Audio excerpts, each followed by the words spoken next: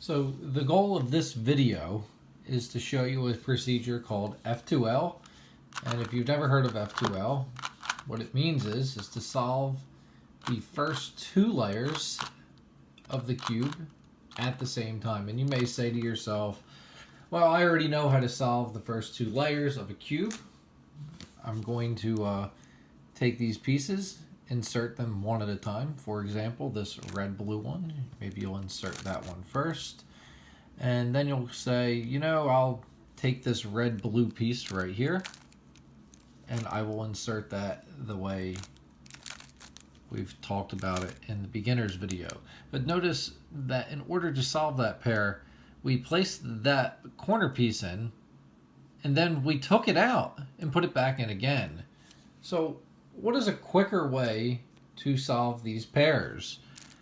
The idea would be to pair them up in the top layer first and then insert them, rather than insert them that one first, pull it out, and then put it back in. So what that's going to look like is something like this. Let's find a little piece here. Here's a piece, and here's a piece. Notice that this is red-green, and this is red-green as well. We would want to insert these pieces down into here. So just to show you one way to do it that's rather inefficient would be something like this.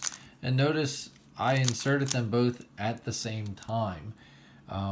If we're able to insert them at the same time, it's obviously going to be quicker than inserting one, taking it out, pairing them, then inserting it again. And I'm going to show you the three main cases for F2L, and the rest of it's rather intuitive unless you want to start memorizing algorithms. But you're going to be really slow at it at first. So don't be too concerned if you're slow at F2L, because in about a week of practicing it, your time is going to drop significantly if you're not using it. Let's get into some cases. So I think the most obvious F2L case is when the two blocks are already paired and we just simply do an insert with them. Notice those blocks need to go here. So if I move that into the top layer, steal its position, I can just insert it right back down. I don't really even consider this an F2L case, but that is the main idea. Building a block with a corner and an edge and inserting it at once. I think it's the easiest case, obviously. This next case is when you have the white on top. Now notice the white is on top and we're talking about red-green. The pair for it is right over here. The easiest way to insert this piece is to line the bottom piece up. And notice the top is red. We're not going to push it towards red, we're going to push it away from red. And the reason we're going to do that is when we bring the white piece with the same colors over top of it, notice what happens. We have a pair. We make our white cross on the bottom again, and then we do an insert. You can insert it however you feel like. You can do it's pretty smooth if you do a sledgehammer insert. You can do an insert like this. Really doesn't matter how you do the insert. It is very easy to do and it's very easy to recognize. Here's another one just for the heck of it. We line it up. It's green. We push it away from green. We pair it up. And now we can do a quick insert. That is what you do when the white is on top. I'll do another one just because it popped up. I'm not even planning these. Fantastic. We have it lined up. Put it right on top. Insert. I would have never thought this was going to happen, but it did. This is another easy insert. It'll be shown in another video, but just for the heck of it, we'll show you this one more time. But we're going to show you in a different orientation. We're going to put this fella down, push it away, and this is what I mean by the sledgehammer insert. It's very nice. That is what you do if the white is on top. I didn't think 4 whites on top would pop up in a row, but hey, it worked for this tutorial. We'll get into another case in this moment. The next case I want to cover is what if the white's not on top? So we have the white, it's not on top, it's on the side. Notice that's red-blue. What we're going to do is we're going to get the other one in the top layer, not paired up with it. So notice what's going on here. This is a different color than that. What if we pair them up like this? Let's do that again. We've made our block. So the rule is if the white is not on top and the white is on the side here, and you can always get it on the side. For example, if this piece is over here, we can always make sure the white is on the side, and we can then pair them up.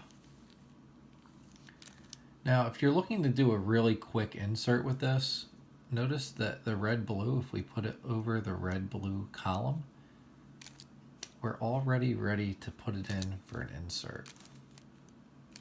You don't have to do it that way. Like, you could do it like this and then insert. It's just not as smart. So here's another one right here.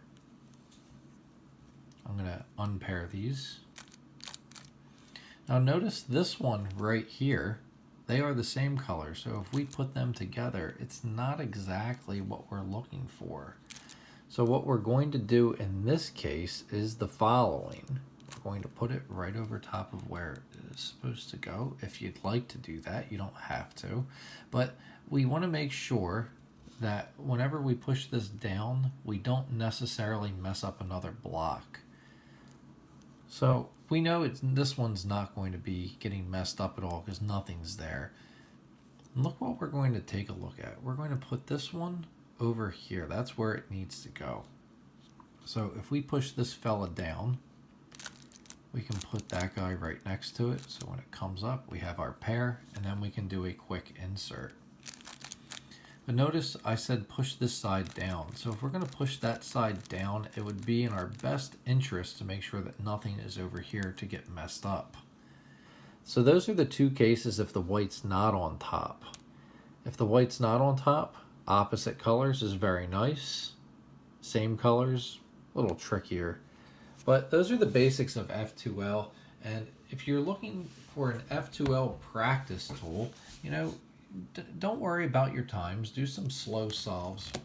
And take a look at this fella. This is called the sandwich cube. I did a review of this cube the other day, and I think it's a great F2L tool, especially for a beginner to build some confidence. Don't time yourself or anything like that, but you know, build a blue or red cross here. You can build your blue cross if you'd like. And what we're going to do is we're going to insert these blue corners, but we're going to insert them such that a yellow comes in with it. We don't want to just insert blue pieces without them. That's not practicing it. But you can get an idea of what F2L is if you try to do things like this, and you'll be able to practice a little bit. And maybe you'll even pick up some tips for yourself that you didn't pull from this video. You'll pick them up intuitively. The sandwich cube is a great practice tool. I would recommend any beginner get it.